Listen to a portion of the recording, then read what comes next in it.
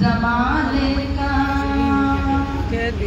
मोहे प्यारी अति मोमिन मोहम्मद कहे दोनों ठोरो हमको किए धन धन हमको किए धन।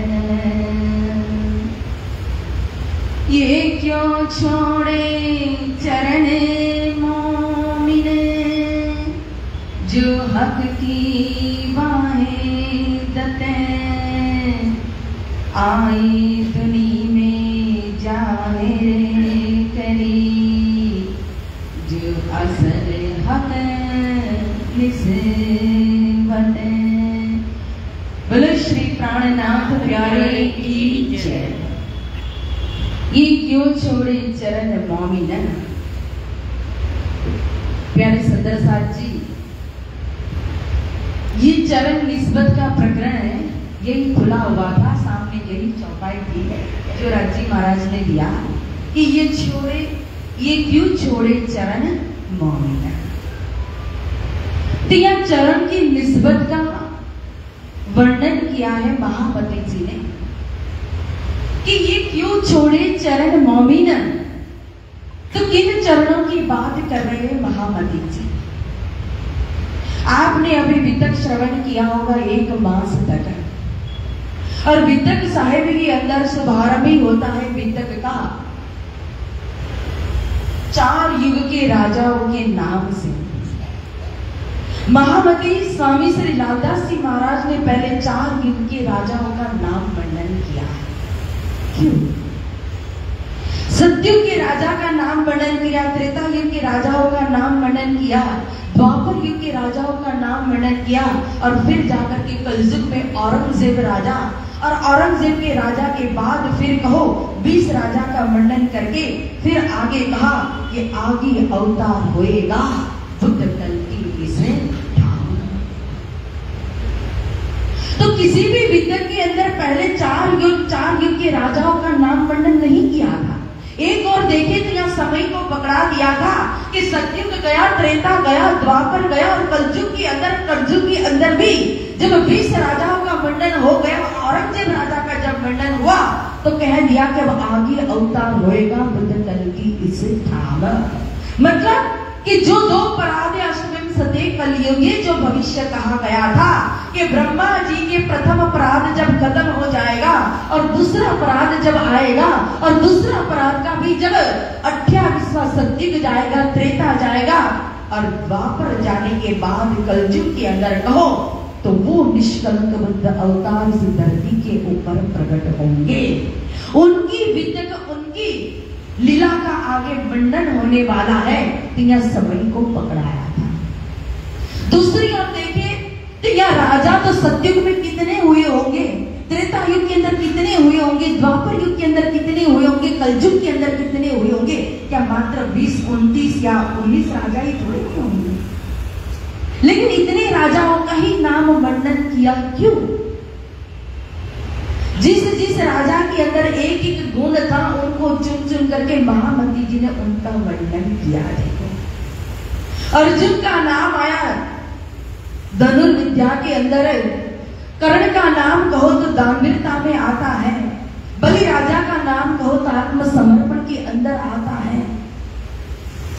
इस तरह से आगे जाकर के जब हम पूरी वितक की लीला को श्रवण करते हैं तो श्रवण करने के बाद जब श्री 5 पद्मावतीपुरी धाम पन्ना धाम में जब महामती श्री प्राणनाथ जी अपने सुंदर 7 मोमिनों के साथ जब पहुंचते हैं ना, तो जब तीनों दरवाजा के अंदर जब जिस राजा के साथ मिलाप होता है उस राजा का नाम था महाराजा छत्रसाल। तो आगे राजा का वर्णन करते करते इशारत कर दी कि अब आगे इस लीला के अंदर जो निष्कलंक बुद्ध अवतार की जो लीला होगी इस धरती के ऊपर, इस जागरी ब्रह्मांड के अंदर, इस कलयुग के अंदर, इस लीला के अंदर के ऐसा राजा भी इनको मिलेगा कि आज दिन तक मैंने जो जिस युग के अंदर जिस जो राजा हुआ उसके अंदर तो एक एक गुण थे, लेकिन उस राजा के अंदर कहो तो ये सारे गुण होंगे। महाराजा छत्रसाल। तो यह जिन चरण की मोमिन की जो बात कर रहे हैं महामंत्री जी कि ये क्यों छोड़े चरण मोमिन, तो समझ लीजिए कि विचार कीजिए आप कि जब महाराजा छत्रसाल एक रूह के अंदर ये सारे गुण विद्यमान हो सकते हैं सारे राजा होके, तो धामधनी की जो चरण कमल है, जिस चरण कमल से महाराजा छत्रसाल जी की रूह जो है शाकुंतल सखी, वो शाकुंतल सखी की निस्बत जुड़ी हुई है। और निस्बत को मिलता है किससे? स्वयं नूर से। नूर सखा सागर स्वयं धामधनी अक्षरातीत से प्राची महाराजा।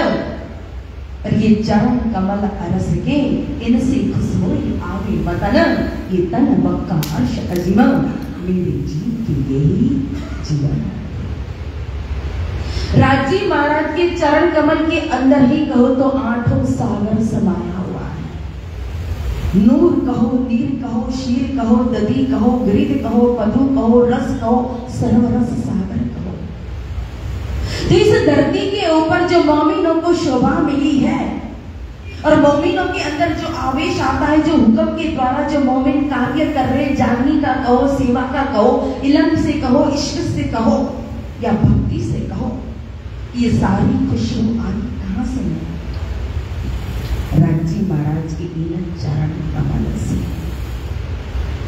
और जो आपने विद्वत के अंदर श्रवण किया कि जो महामती स्वयं महापरम धाम के अंदर कंचन वर्ण के सिंहासन पर बैठे हुए हमारे धामधनी दुल्हा अक्षरातीत से प्राची महाराज, जब हमने खेल मांगा और खेल दिखाने के लिए जब स्वयं सिंहासन पर विराजमान हुए और जब 12,000 के ऊपर जब फरामोशी पड़ी और जब इस खेल के अंदर आए, तो यहां आकर हम तो भूले थे, धाम को भी भूले, धनी को भी भूले, अपने आप को भी भूले, ब्रज में भी भूले, रास में भी भूले, इस जागती ब्रह्मांड के अंदर भी भूले। लेकिन ब्रज और रास से भी कहो तो विशेष लीला इस जागती ब्रह्मांड के अंदर हुई। क्यों? क्योंकि यहां स्वयं धामधनी आशिक बनकर के तारतम की खुशबू फैलाते हुए स्वयं रूहों के पास गए। ब्रज और रास की लीला अलग प्रकार की थी। ब्रज के अंदर एक ही जगह पर थे, आहिर कौम में एक ही जाति, स्त्री जाति के अंदर एक ही ब्रजमंडल 84 जो 42 पैरा ब्रजमंडल है, उसी के अंदर मात्र ब्रह्म सृष्टि अवतरित हुई थी।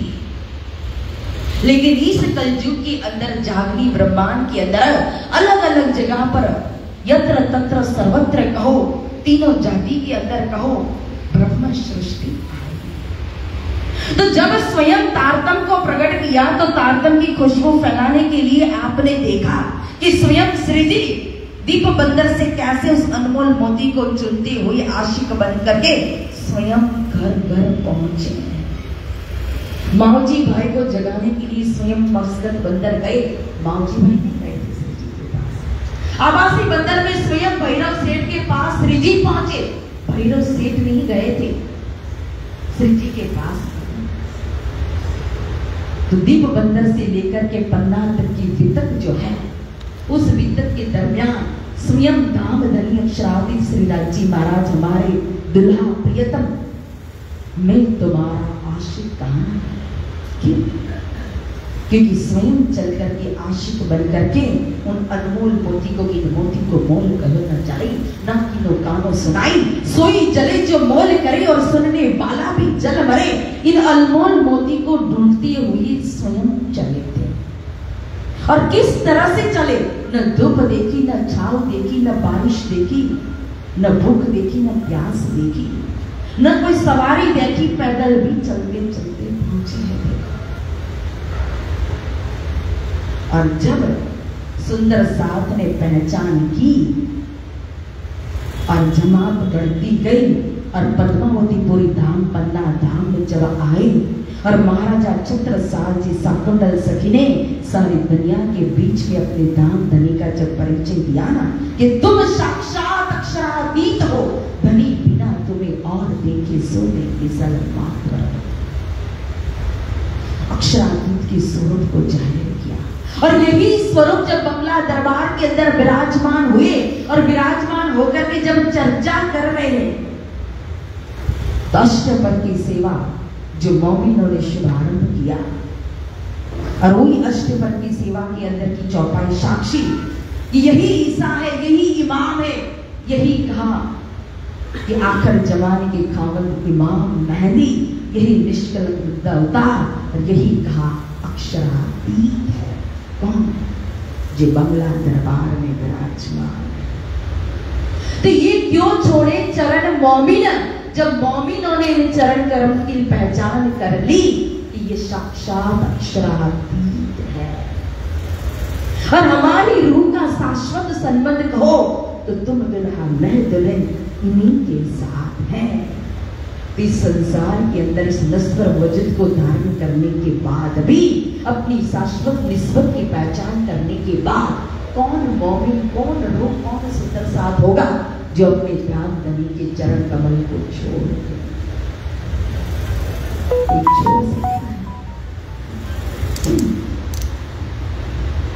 क्योंकि जो हक की वाहिदत है, आज पूरी बीतक का अगर हम सार लेते हैं ना, तो पूरी बीतक जागवी लीला हमारी 3 शब्द हमें पकड़ा दिए। एक परम धाम की वाहिदत, दूसरा निस्बत, और तीसरा इश्क। जो तीनों कहो इस संसार में आकर के हम भूल गए। वाहिदत भी छूट गई, इश्क भी कहो तो हमारा छूट गया, और निस्बत को भी हम भूल गए। ये तारतम्य मजबूत ऐसे अगर इस संसार के अंदर, इस जागनी ब्रह्मांड के अंदर कुछ पकड़ा आया, ये वितक साक्षी है। एक मास जो हम श्रवण करते हैं, जो आदि हमें हिदायत करते हैं, तो एक ही बात कहते हैं कि मजबूताई से निस्बत को पकड़ो। क्यों? क्योंकि जब तक निस्बत पकड़ में नहीं आएगी, न वाहिदत आएगी, न इश्क आएगा, न आंखों सागर का कहो तो नूर लज्जत आएगी। क्योंकि बिना संबंध न पाइए कोटि करो आचार। इस संसार के अंदर भी जो कुछ भी हमें मिलता है संबंध से ही मिलता है। एक सांसारिक संबंध के अंदर भी कहो, यहाँ के लाड़ प्यार, धन संपत्ति, मान सम्मान, जो कुछ संसार के अंदर प्राप्त होता है, किससे मिलता है? संबंध से मिलता है। तो ये तो आत्मा का खजाना है, परम धाम की नियामत है, तो बिना संबंध कैसे मिलेगी? इसीलिए बिना संबंध न पाइए कोटि करो आचार। और उस संबंध को, निस्बत को इतनी मजबूताई से, इतनी गहराई से पकड़ने के लिए कहा है, उसके लिए जुगलदास महाराज जी ने अपनी प्रेम पत्री के अंदर बहुत ही सुंदर दृष्टांत देकर के समझाया है कि निस्बत को किस तरह से पकड़ा जाए। जो 9 सूत्र उन्होंने परम श्री जुगलदास महाराज जी ने जो बताया है प्रेम पत्री के अंदर, जिसके अंदर उन्होंने दावा लिया है कि अगर कोई भी सुंदर साथ इस 9 सूत्रों का श्रृंगार इस संसार के अंदर कर लेना, तो मैं दावा लेता उसका परम धाम का दरवाजा खुल गया। और उसमें से एक था निष्पत का श्रृंगार, जो हमने यहाँ इस संसार के अंदर आकर के हमारी रूह ने इस वजूद के श्रृंगार को धारण कर लिया है, संसार के श्रृंगार को धारण कर लिया है, यहाँ के संबंध के श्रृंगार को धारण कर लिया है। आज कोई भी हमें पूछे कौन हो, हम कहाँ का परिचय देते हैं? कहाँ से आए हो, कहाँ का परिचय देते हैं? क्योंकि बचपन से लेकर के आज दिन तक जितनी भी हमारी आयु हुई, तो इसी परिचय के बीच में देते देते देते हमारे आत्मा के अंदर उस परिचय ने इतनी छाप मार दी कि वही परिचय हमने धारण करके श्रृंगार कर लिया कि मैं परी हूँ, कि मैं मीनाक्षी हूँ, कि मैं मीना हूँ, कि मैं रीता हूँ, कि जो भी एक्सपेंस है। इसीलिए कहते हैं कि अपने पहले निस्बत को पकड़ो, संसार की मैं को छोड़ो। ये श्रृंगार ग्रंथ और श्रृंगार ग्रंथ को धारण करने से पहले आगे सागर और सागर के आगे पहले खिलवत रख दिया। क्यों? क्योंकि जब तक संसार की मेघ मिटेगी नहीं, परमधाम की मेघ जागृत नहीं होगी, निस्बत का श्रृंगार नहीं होगा, ये चरण कमल की पहचान हो नहीं पाएगी। ये चरण कमल को दिल के अंदर, अर्श के अंदर विराजमान कर नहीं पाएंगे। इसीलिए खिलवत किताब रखी है, देखो। और पूरी खिलवत किताब का सार अगर देखें तो 3 ही अक्षर है, कौन पूरी खिलवत ग्रंथ जो है ये 3 ही चीज, 3 ही शब्द हमें सिखाती है, कौन, फैल और हाल। और 3 में का ही वर्णन पूरे खिलवत के अंदर करके हमें समझाया है तारतम्य को। मैं बिन में मरे नहीं, मैं सो मारना नहीं कहा। पहले पीतु सर्वत मौत का कर तहकीक मुकर्रर, एक जरा जिन सक रखे, पीछे जीवित रहे या मर। पहले पीतु शरबत मौत का, और मौत का शरबत क्या है? संसार की मैं को खत्म करना, वही है जिंदा मर जाना, मौत का शरबत पीना। क्योंकि ये मैं हमारे अंदर इतनी ब्लड की तरह कहो, खून की तरह कहो, शरीर के अंदर व्यापक होती है कि संसार की मैं किसी भी प्रकार से हमारे से छूटती नहीं है, खतरनाक है। इसीलिए मैं को मैं से ही मारा जाता है। इस मैं को मारने के लिए अगर हथियार है तो दूसरी मैं परमधाम की मैं, और वो है अपनी निष्पक्षता से निभार। फिर ये नहीं है कि मैं ब्रह्म सृष्टि हूं, कहने से मैं ब्रह्म सृष्टि बन गई, मैंने परमधाम का श्रृंगार कर लिया, मैंने निष्पत्त का श्रृंगार कर लिया, मैंने संसार की मैं को खत्म कर दिया। इस भ्रम में भी नहीं रहना है, क्योंकि मैं करने से ब्रह्म सृष्टि नहीं बनती। ब्रह्म सृष्टि का दावा लेने से ब्रह्म सृष्टि नहीं बनते। और ब्रह्म सृष्टि का अहंकार जो है, वो अहंकार को धारण करना, वो भी आत्मा और परमात्मा के बीच में सबसे बड़ा पर्दा है। इसीलिए खिलवत के अंदर वो मैं को भी मारने के लिए कहा है। कभी लालदास जी महाराज जी ने अपने मुख से कहा नहीं, इतने बड़े लालदास कहो, जो लालदास संग चले खाली लेकर हाथर, आखर लो निभाए चले श्री राज के साथ। कितना समर्पण था, कितना प्रेम था कि मेहता के अंदर जब बांग की आवाज सुनी, अभी सूरत से तो चले थे साथ में, लेकिन किसी को भी दिल की बात श्री जी ने नहीं बताई, जाकर के लालदास जी को बताई। क्यों? इतना दिल के करीब होंगे। और यहाँ अंतिम में जाने के लिए तैयारी की, हुक्म किया। महामती जी एक स्वरूप में आकर के अंदर विराजमान होकर के पूरी विद्या की रचना करवाई। महामती की शोभा लालदास जी को मिली, लेकिन फिर भी लालदास जी लालदास ही बन करके रह गए। कभी भी अहंकार में आकर नहीं कहा कि मैं तो मौमिन हूं, कि परमहंस दास बन करके रहे। ये हमारे परमहंस है। इन्हीं के कदम पर कदम रख करके तो चलना है मौमिनों, क्योंकि मर मर सब कोई जाते चाहिए मौमिन मौत पर। और वो मौत को अगर कमाना है तो इन मौमिनों की रहनी को देखना पड़ेगा। मुकुंददास महाराज जी की रहनी को देखो कि कैसे श्री जी की उस महारानी बाईजी राज की इशारत को समझ करके जब श्री जी की उस घुट को जब पी लिया, तो आठों सागर उनके अंदर कैसे समा गए, और किस तरह से नवरंग वाणी उनके द्वारा प्रकट हुई कि तारतम्य के तारतम्य को भी समझा दिया। ये हमारे परमहंस है। महाराजा छत्रसाल को देखो, जो सबके ऊपर छत्ता एक छत्र रूप बन गए। ऐसी शोभा शाकुंतल को इस संसार के अंदर प्राप्त हुई, जो किसी को भी आज दिन तक नहीं हुई, न होगी, न भूतो न भविष्य की।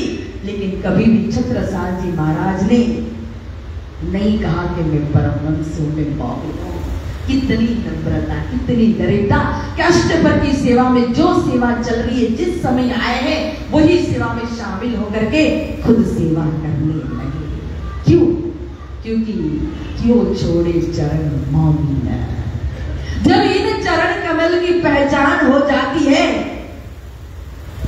तो फिर मौमिन इन चरण कमल को कैसे छोड़े। और फिर जो हक की बाह्य तत्व कहा है, और हक की बाह्य तत्व क्या है?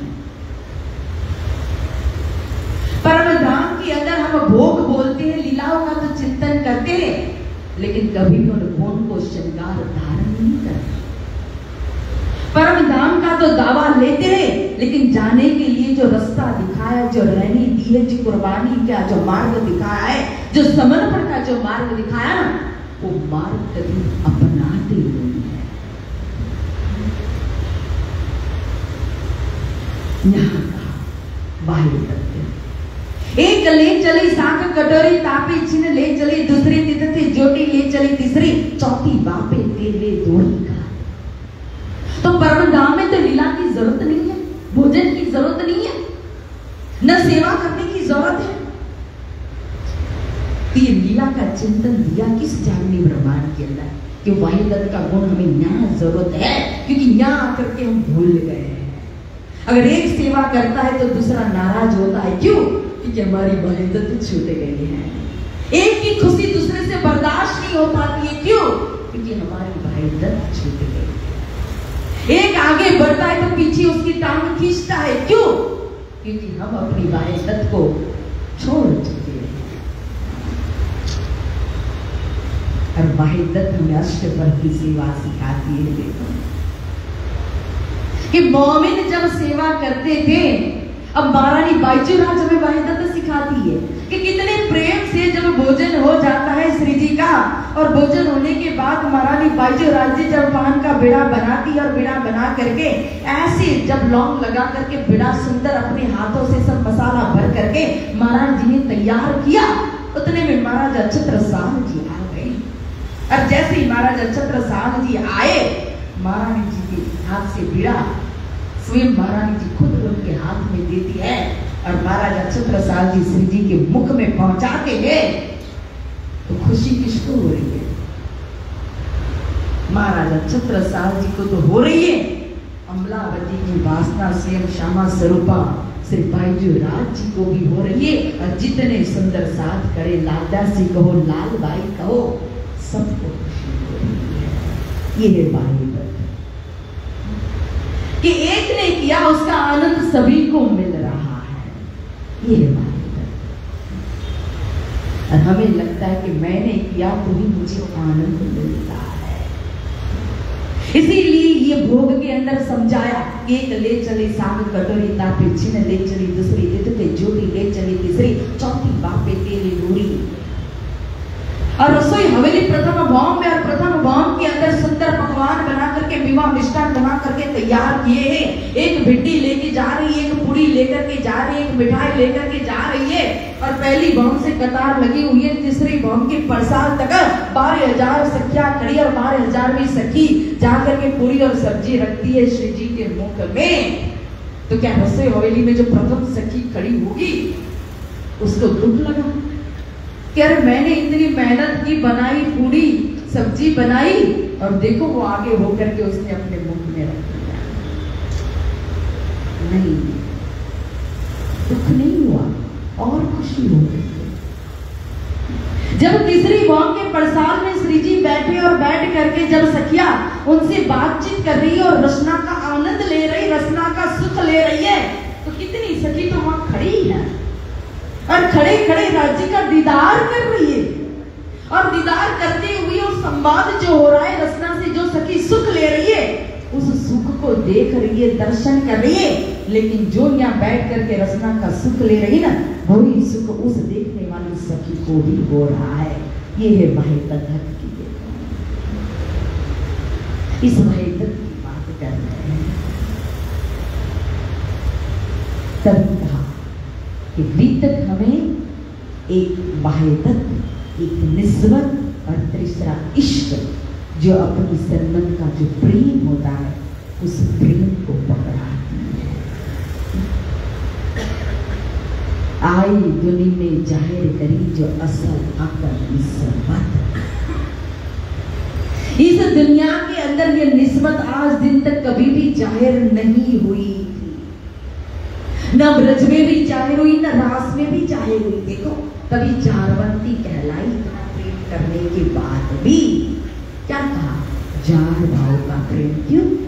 क्योंकि पता नहीं था कि यही हमारे कृष्ण कहो, बालाजी कहो, जिनको हम जार भाव से प्रेम कर रहे हैं, यही वास्तव में हमारे असल पति है।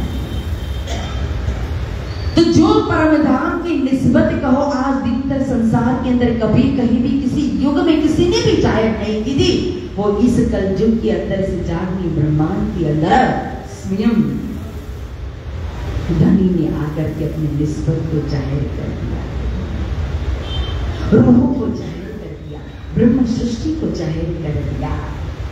कितनी सिफत आप देखो, अष्टपर की जब सेवा का शुभारंभ होता है उसके पहले मंगलाचरण रखा, और मंगलाचरण के अंदर क्या, मौमिनों की सिफत कि ये जो सेवा कर रहे हैं जिंदगी वो स्वरूप कौन है, और जो सेवा करने वाले जो है ये कौन है। हम सारी चीज तो अच्छी अच्छी अपने सिर पर ले लेते हैं, जो मौमिनों की अच्छी अच्छी बात आती है ना, हाँ उसके अंदर हम घुस जाते हैं, शामिल हो जाते हैं बड़े प्यार से, क्योंकि हम ब्रह्म सृष्टि है। लेकिन वहां भी महामती लालदास जी महाराज ने सीधा कर दिया, लाल जाको भी पहचान। ये किन मौमिनों की सिफत है, ये हमारे जैसे मौमिनों की सिफत नहीं है, जिन्होंने इन चरण कमल को पूरी तरह से पहचान करके अपने दिल के अंदर विराजमान करके पूरी तरह से जो समर्पित हो गए, टुक टुक हो गए, वारी रे वारी मेरे दिया वारी रे वारी। यही टीका, यही पावड़ो, यही यछावर आए, श्री प्राणनाथ के चरण में चक्का बनी करी जाए। ये उन मौमिनों की सिफत है। उनके लिए कहा कि उनकी चरण रज को त्रिदेवा ढूंढ रहे हैं, कई विध करी तपस्या उनके लिए। हमारे जैसे हमारी सिफत बक्का के अंदर कब पहुंचेगी, जब हम उनके जैसे बनेंगे, उनके कदमों पर चलेंगे, उन्हीं की तरह यही निस्बत का, यही वाहिदत का, और इसी तरह से इश्क का जब श्रृंगार करके जब उस मार्ग पर चलेगी, आत्मसमर्पण करेगी, तब हमारी सिफत भी मौमिनों की तरह बक्का में पहुंचेगी। और तब जैसे अंतिम में लालदास जी महाराज को स्वयं लेने आए थे ना, प्रेम रूपी सुखपाल में लेकर के स्वयं श्री धाम धनी लेकर के गए थे, उस टाइम उसी तरह से कहो तो हमें भी फिर बुलाने की जरूरत नहीं पड़ेगी कि आओ जी वाला हमारे लिए, आओ जी वाला। जिस समय हमारा अंतिम समय होगा, अंतिम श्वास होगी, आंख बंद होने से पहले वो स्वयं प्रकट हो जाएंगे। और प्रेम रूपी सुखपाल जैसे मोहम्मद साहिब को कहो तो जमुना जी पार करके पहुंचा दिया था, सीधा लाहौर से भी अंदर हाउस के अंदर वही प्रेम रूपी आवेश सीधा धनी के पास पहुंचा। प्यारे सुंदर सा तो इसीलिए क्यों छोड़े चरण मांग। इस संसार के अंदर अगर कुछ पहचान करनी है तो राज्य के धनी के धाम धनी के चरण कमल की पहचान कर, जिससे हमारी निस्बत, जिस चरण कमल से 25 पक्ष परम धाम की खुशबू आती है, जिस चरण कमल से कहो तो नूर बरसता है, जिस चरण कमल से कहो तो निस्बत प्रकट होती है, जिस चरण कमल से कहो तो इश्क का सागर लहराता है, जिस चरण कमल से कहो तो मेहर का सागर प्रकट होता है, जिस चरण कमल से कहो तो हमें सारी नियामत प्राप्त होती है। तो इन चरण कमल को हमें संसार के अंदर पकड़ना है। प्यारे सुंदर साथ जी, समय मेरा पूरा हो रहा है, ताकि जब वाणी पर चौपाई पर बैठाते हैं ना तो पता नहीं चलता है समय कितना चला गया।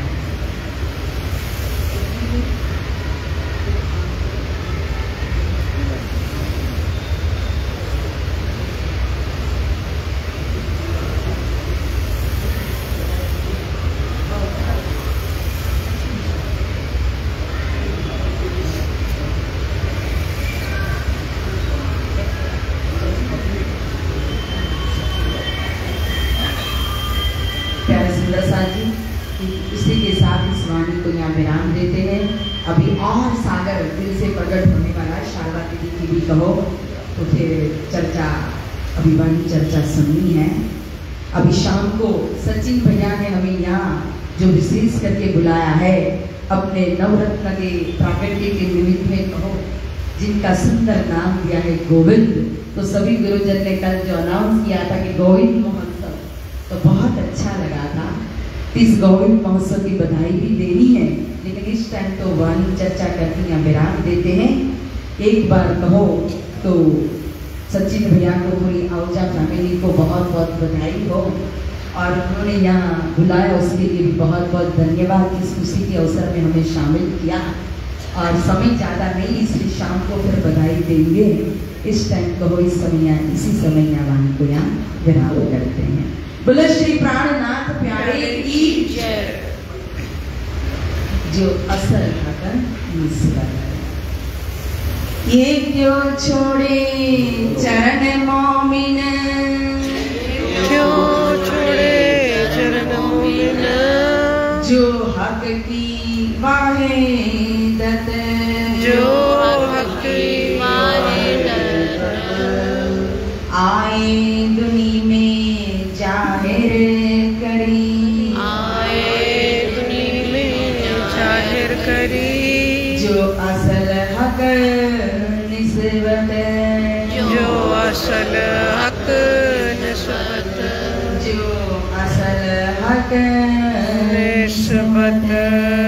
बोलो श्री सतगुरु महाराज जी की